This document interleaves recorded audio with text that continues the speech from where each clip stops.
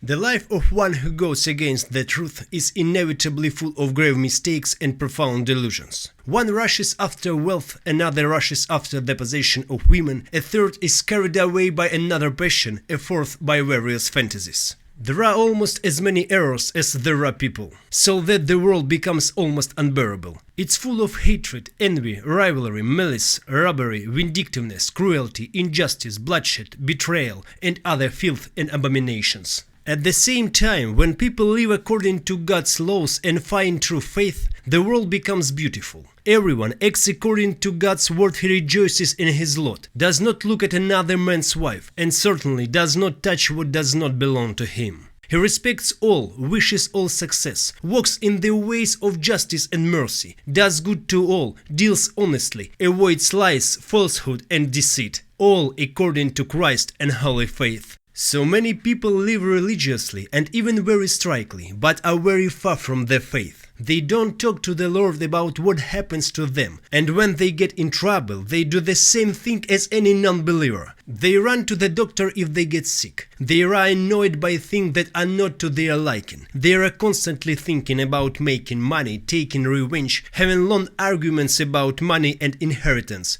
etc. Without faith, there is no point in doing good and avoiding evil. Why would a man want to live properly in society, create a family? Why would he want morality and responsibility? After all, if there is no judgment and no judge, if death is final and there is no continuation after it, why should one avoid murder and robbery? What motivates it?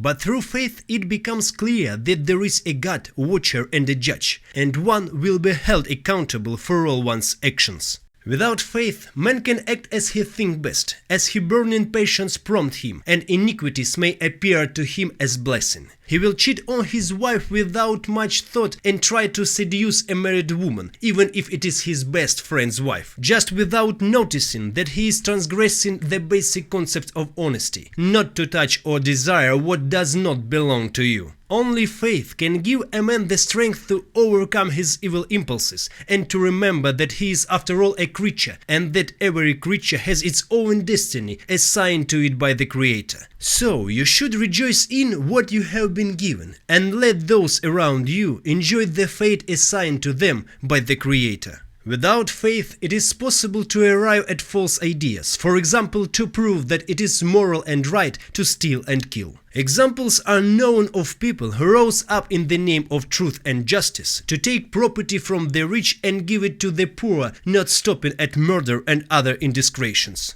If they had had faith, they would not have come to such twisted beliefs, knowing that the world has a ruler, God, who alone determines who is rich and who is poor, and no one is allowed to commit lynching. The whole world is full of delusions of this kind, for without faith everyone can formulate his own truth, and in fact the greatest lie which leads to the destruction of the whole world. This is how destructive revolutionary movements such as fascism, communism, military dictatorship and the like arose. Even today there are movements that turn the world inside out for their truth. But through faith we join ourselves to the truth of the Creator, and this is the only possible truth. For there is only one truth, it never changes, and it is the only truth that can preserve the world. It turns out that faith is the foundation upon which the world stands.